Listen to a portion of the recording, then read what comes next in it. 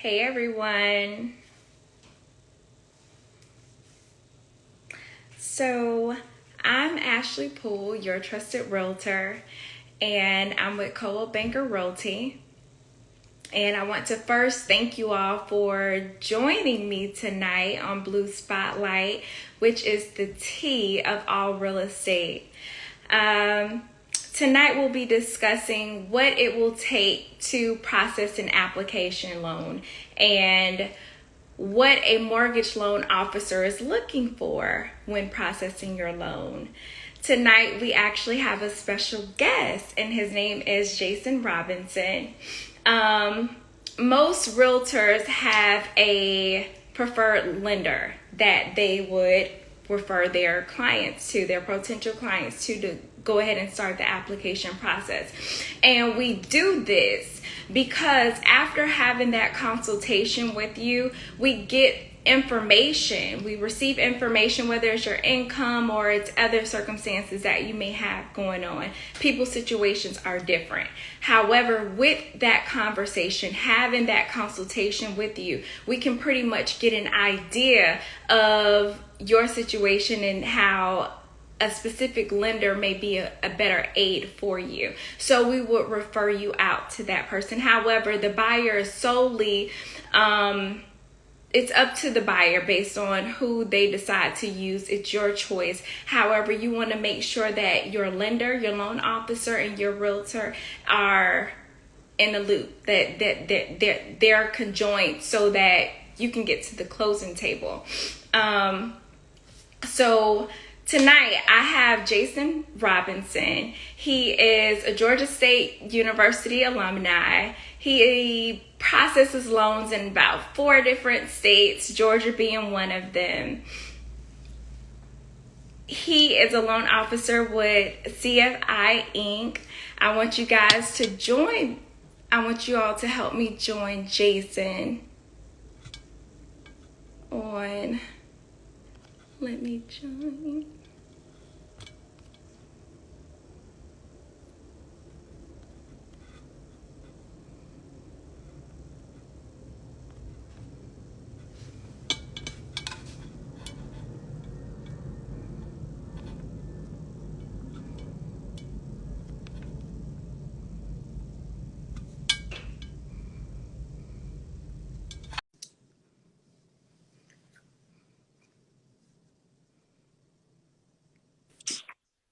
Hey, Hello. Jason.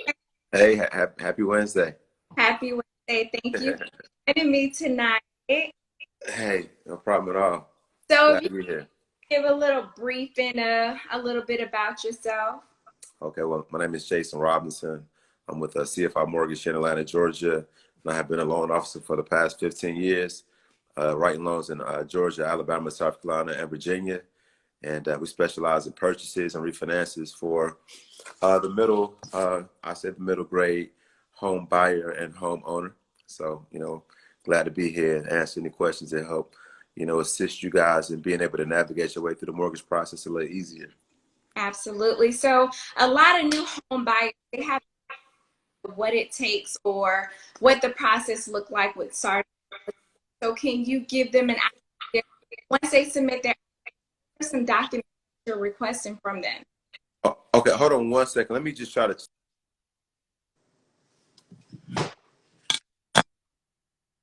I am. Okay, all right? Okay, good deal. So, can you guys hear me? Okay. Yep, I can hear you. Can All y'all right, cool. hear? All right, so I think the question was is that when a person who's the first time home buyer and they submit an application, you're asking what documents will they need. And so a good thing with us, and hopefully I think probably most people right now, 2021 or 2021, 2021, is that a lot 2021. of things, yeah, a lot of things are automated. And so what that means is that when you do an application, our site is intuitive to take the information that you're providing through the application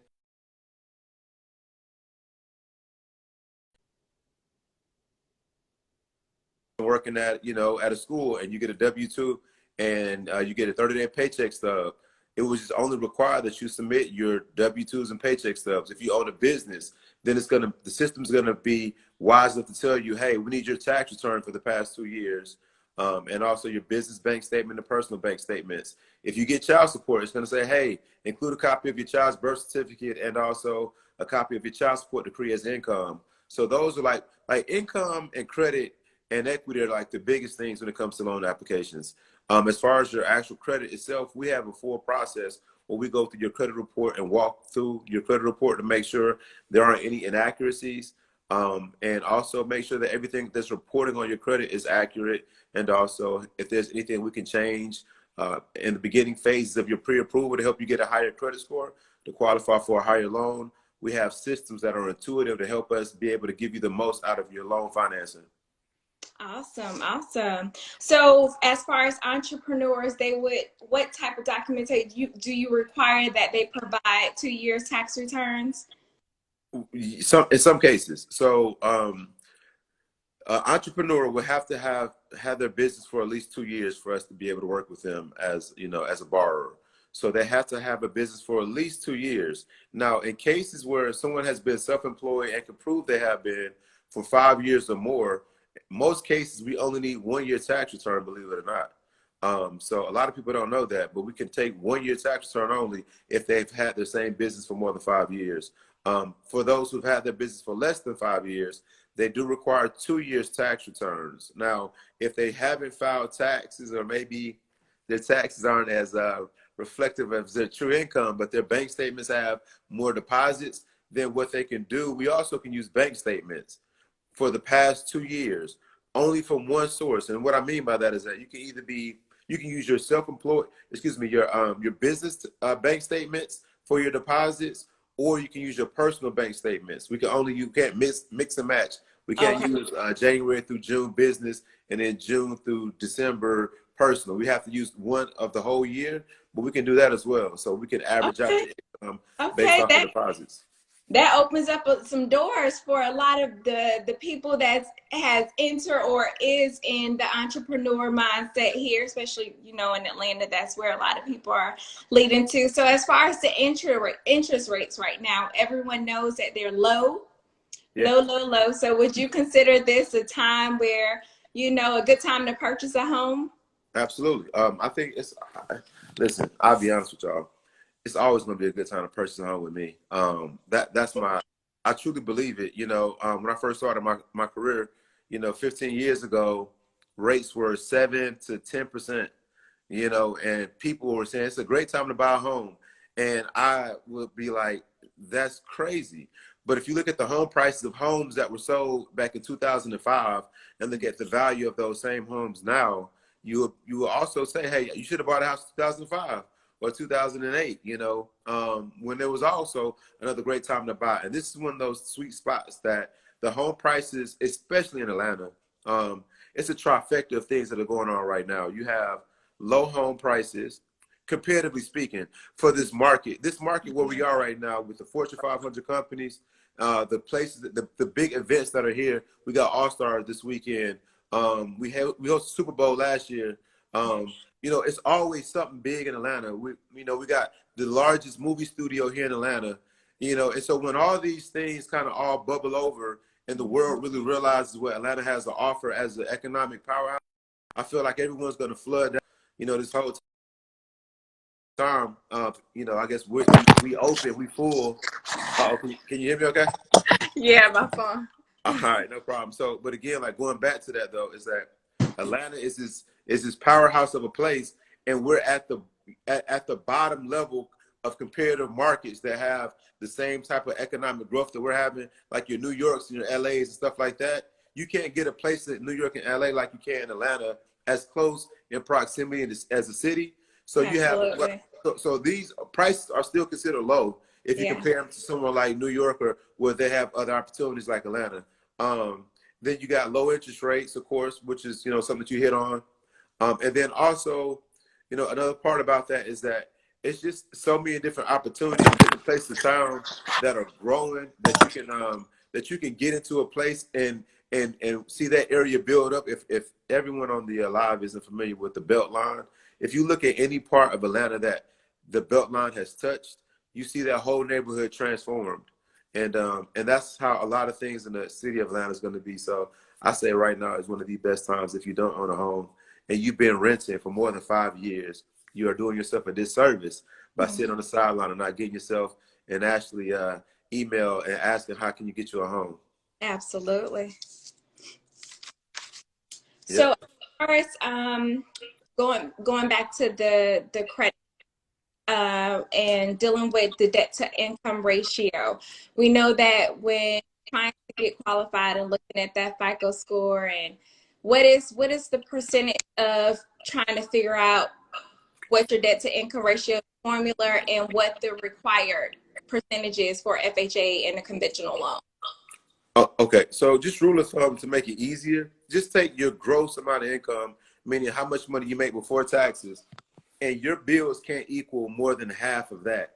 So if you make $5,000 a month, your total bills, including your mortgage, car notes, student loan payments, etc., cannot equal over 2,500, which is half of 5,000. So that means your mortgage, your car note. So if you got a $500 car note, then your mortgage bill can't be no more than 2,000. You know, if you got $1,000 car note, then you can't pay more than 1,500 on the mortgage, etc. So that's why we say get your house first and then get everything afterwards. But just rule of thumb is at least half. There's some variances in that with VA and FHA, but I don't really like getting into that too much. Although we can stretch the debt to income ratio out as much as we need to for a buyer, you got to take consideration. We're taking half of your gross income. Nobody brings home their gross income. If you make $5,000 a month, you bring home 3,500, and we're Yeah, going to allow you to have 2,500 spent on bills that's on your credit. So that means you only got 1,000 left over for utilities, food, going out to dinner, daycare, etc. So 50% is a good rule of thumb because we want you to be able to keep your home. We don't want you to overstretch yourself for something you can't afford. absolutely. Can you explain the difference when you do go through the application process and you receive this letter, hey, you've been pre-qualified or you've been pre-approved? What is the difference so that I Uh, can find the difference? Yeah, you might get some in the mail tomorrow and say you've been pre-qualified. Yeah. Pre-qualified just means you fit in the criteria. Pre-approved means that you have gone through the actual underwriting process itself or the initial underwriting process and you fit and all the boxes check off that you can actually close on a home loan. So pre-qualified saying that, hey, you know what, I'm interested in finding a realtor. Guess what? You're automatically pre-qualified. But once I interview you, I don't think I think you're fit. Now you're pre-approved to work forward. So if that's a bad analogy, but just saying, like pre-qualified don't really mean jack. You need to be pre-approved because if you go out there with a pre-qualification letter, that's as good as the publishing clearinghouse sending you a letter in the mail saying that you might be a millionaire like in a few months. You know what I'm saying? Especially right now here in this market right now, Yeah, we want exactly. We need to that see proof of funds debt and everything. secured. Yeah, we need your funds on all ends. Yes. Yeah. What are some red flags that mortgage underwriters may throw up some questions or some question marks? Man, so right now we have a new loan application that was just introduced a few days ago, and it's very thorough. So just everything got to be consistent and make sense. What a red flag is. Like I can't tell you what all red flags are, but as a loan officer, we're the first line of defense to be able to prevent something getting to the underwriter that may come off a little suspicious. So I'm like in my job, I'm gonna try to take more time and understand things on your behalf. I call an underwriter like a judge, and I'm like your defense attorney. So help me articulate and interpret your situation. So when I present it to the judge, they understand all the facts, and we put you in the best light we can. Now, it's black and white, but there are some gray areas that need explaining. But as far as red flags, if you have sketchy documentation, if your tax returns aren't really what you filed, you give us something different, we're gonna find out everything. There ain't nothing you can hide. You know what I'm saying? Yeah. And these people they're not fools. The people who made the loan application, it's well thought out. Every single thing. And these underwriters, every single thing is thought out. And if you can't explain it, and if you can't give me a paper trail for me to be able to explain it to somebody else without you talking to me and telling me, then we ain't gonna. It's not gonna fly. Okay. Yeah, that makes sense. What I'm saying about It does. It may it? Okay. absolutely. Yes, it Okay. does. All right. Good deal. So, what about those who have student loans? Yeah. How does your company deal with people who have student loans? Are they automatically counted out of being able to purchase a new home? No, not at all. If you have student loans like many Americans do, many Americans have student loans. Your neighbors have student loans. You know, I mean, so everybody coming out of college almost got student loans these days. But Yeah. you know, what ends up happening, how we look at that, there are a few different things. So if you so right now a lot of people due to the pandemic were placed on a deferment. So a lot of people aren't currently actively paying their student loans right now. But let's say, for instance, if you have $20,000 in student loans, well, the way the FHA looks at that, we do an FHA loan, is that they take 1% of your loan amount and they count that as your monthly student loan payment. So in that example, if you had 20,000 in student loans, we would say that your student loan payment is $200 a month. Mm-hmm. Whereas if you do a conventional loan and you're under what's called an income-based repayment plan, where they take your income and they say, hey, well, we see that you only make $50,000 a year and you probably can't afford $200 a month. So we're going to give you a deviation from your regular payment and allow you to pay a lesser amount of, let's say, $50 a month. Well, if that's what shows up on your credit report and that's what it is, then we say your payment is only $50 a month. Then there are other loans that we take, instead of 1%, we take 0.5% to count that towards your student loan balance. So it varies on each loan type. But I have something posted on my page at Jason the Lender, if somebody wants to go look at it, which explains the student loan calculations per each loan type. Okay. Okay. Yeah. So, some people get that pre-approved letter, they start looking for their new home. Uh-huh. What are some do's and don'ts that you would tell someone that's in the process of getting to the closing table? Um, it's simple. Just follow your trusted realtor. And then, don't shop for your home items while you're in the process of closing. So no Best Buy cards. You don't need a new car to drive to your new house. Um, no rooms to go, and just, keep your bank statements as clean as possible. So no deposits that don't make sense. And just do everything accordingly and keep as clean as possible. Everybody's situation is different, but I just say try to do as little as possible. Don't even go out to eat. I call that fasting. When you're in the middle of a loan process, you need to be fasting, and then once you close, that's why it's such a celebration at the closing table, because you went through a process, and everything that's worth having takes a process. College did, childbirth does. Everything that you're going to enjoy for the rest of your life is going to take a process. And so, just fast during that process. Don't spend no money. Don't get no new credit. Sit in the house, eat at home, and stay focused. That's it. That's it. Yeah, that's Can it. you explain the difference between a down payment and closing? All right. So a down payment is a cash advance towards your home purchase. So if you're buying a house for $100,000 and you're required to put down 5% down, you're going to pay $5,000 in cash, and you're going to get a loan for the other $95,000 to make a cumulative $100,000. So 5% down payment is a portion of your house that you're buying in cash out of your pocket. That's a down payment. Now, if you buy a house for $100,000 and you have closing costs for an additional $4,000, that is the price you're paying to actually get the loan and to record the process of you purchasing this house. So you have things like property deeds and intangible taxes, loan processing fees, underwriting, origination. I don't want to go into all the fees, but those are just the fees you're paying to actually get the loan. Right. That other portion of the actual money that you're using for your actual closing. Absolutely. So could you tell me what is the current FICO score requirement for FHA conventional? So instead of saying FICO score, we say credit score, the middle credit score, because FICO is a specific credit bureaus that patents whatever it's called. But yeah, I can't think of the word right now.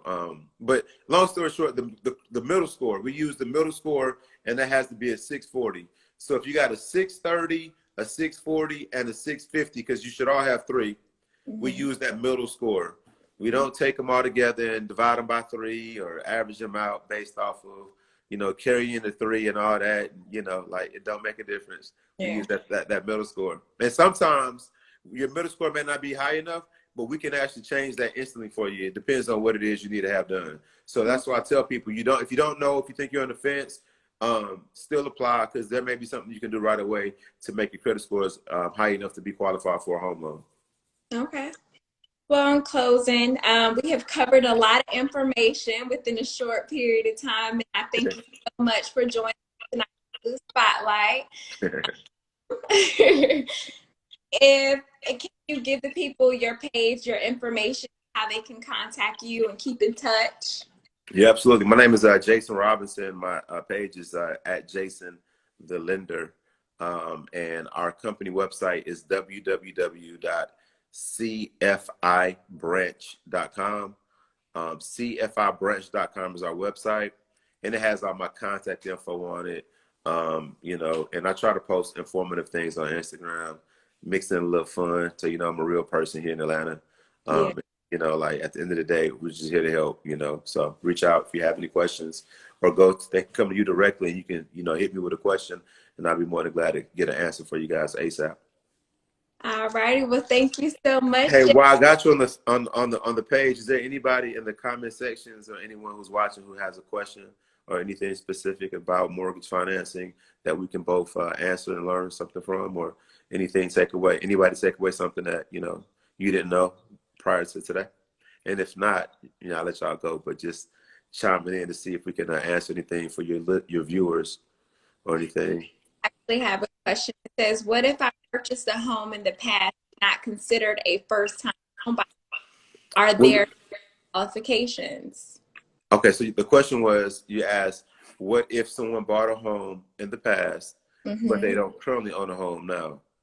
Right. So they would be considered as a first-time home buyer. So are there any different qualifications for them? Well, believe it or not, if you haven't owned a home in the past 3 years, you would be considered a first-time home buyer. Oh, So wow. if you had a house 37 months ago, then you would be considered a first-time home buyer if you bought a home today. Okay. So yeah, that's a first-time home buyer. So it hasn't owned in 36 months. And then there are other programs and benefits for people who are going from one home to another. But in most cases, as long as you don't own a home, you will qualify for most other programs. Now, using that as a pre-approval letter for a seller in this day, I don't know how they're gonna take that. First-time home buyer programs, but you save your money for a down payment if you can. Any more questions? I was trying to stroll up. My phone won't let me be great tonight. Yeah. Any more questions? Well, if not, you guys can find me at Jason the Lender or cfibranch.com. Thank you very much for all your questions and giving me the opportunity to speak to your guests. And you have a blessed night. Thank you. You too. All right, talk to you later. Bye.